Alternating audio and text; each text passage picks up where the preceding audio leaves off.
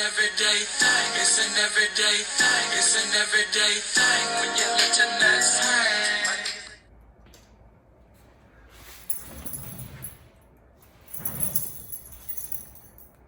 What it do, everyday people, man? It's your boy PJ, and today we back in the confessional, man. Right in front of the 96 Camaro 38 Honda Series, the V4 killer. This mug is ready to tear up and down the streets, but that's not why we're here, okay? So I'm gonna quit wasting y'all time.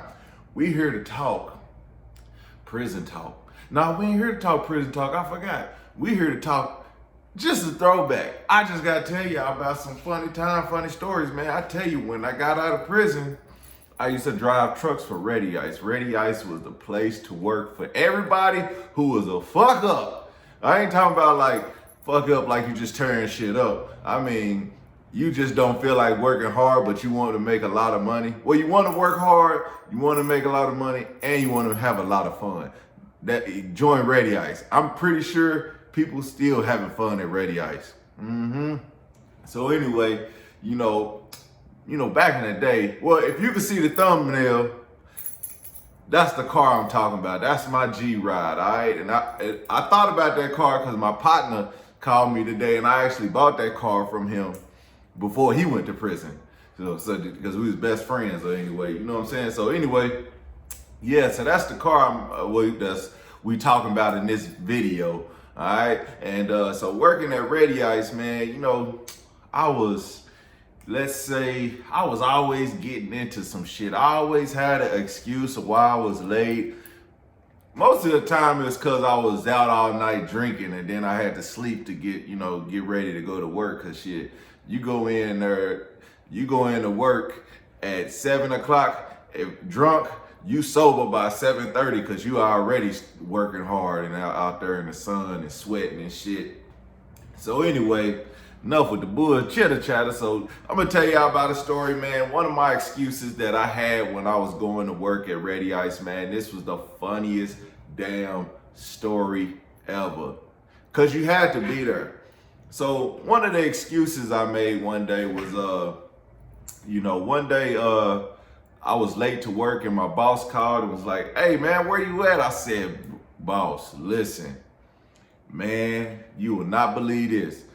The people who came to fix our door and our porch accidentally cemented my damn door shut. So I wasn't able to walk out the front door this morning. I had to actually climb out the window." I told my boss this. He almost fired me that day. He almost fired me. The shit was funny though, and I did it in a room full of people, you know what I'm saying? They was like, "What the fuck is wrong with this nigga?" Then I was like, I had to tell them about this was the same day that there was actually a horse in my front yard, and they didn't believe that shit. I was like, it was a horse in my front yard, and I even had pictures on my phone. We didn't have smartphones back then. We had little flip phones and shit. But I had a picture on my phone of a horse in my front yard. So that day, I got out of it. But this day in question, with the Cadillac, man, that's an 86 Cadillac Eldorado on some 22-inch rims, baby. You know what I'm saying? We've been riding rims. That ain't nothing new. This old shit. This old shit. We've been riding rims, okay? All right, everyday people. So check this out, man. One day I'm rolling in late to work. I'm calling them, they calling me like, "PJ, where you at?" I'm like, "Bro, you will not believe this. My damn transmission that went out in my car. I can't even go forward."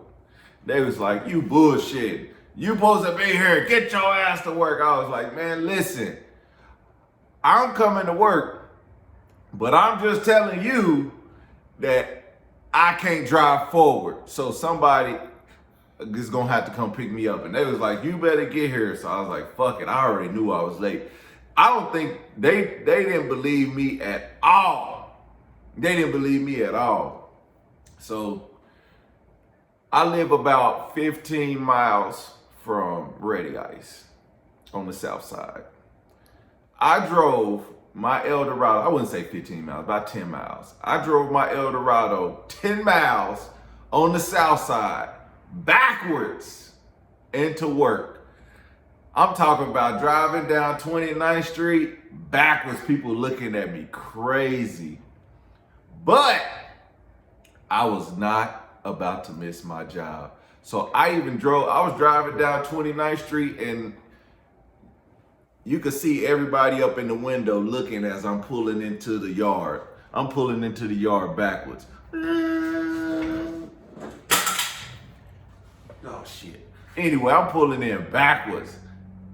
Boss come out there. What the hell are you doing throwing paperwork at my car? What the fuck you think this is a joke? I said, for real, dog? I had to drive backwards all the way here. Boy, I got cussed out. I got rolled up. I'm like, man, why y'all bullshitting? Didn't you just see me driving this motherfucker backwards? Anyway, that shit didn't work. But hey, you got to do anything to get out of trouble when you're working at Ready Ice. Even if you have to drive to work backwards. I tell you, I wasn't playing. Everyday people, man, hey, listen. If you want to drive a truck, listen, the best thing you need to do is get the $5,000 yourself and go to a truck driving school. Do not work for a company and take the unless you have to. If you absolutely have to, take the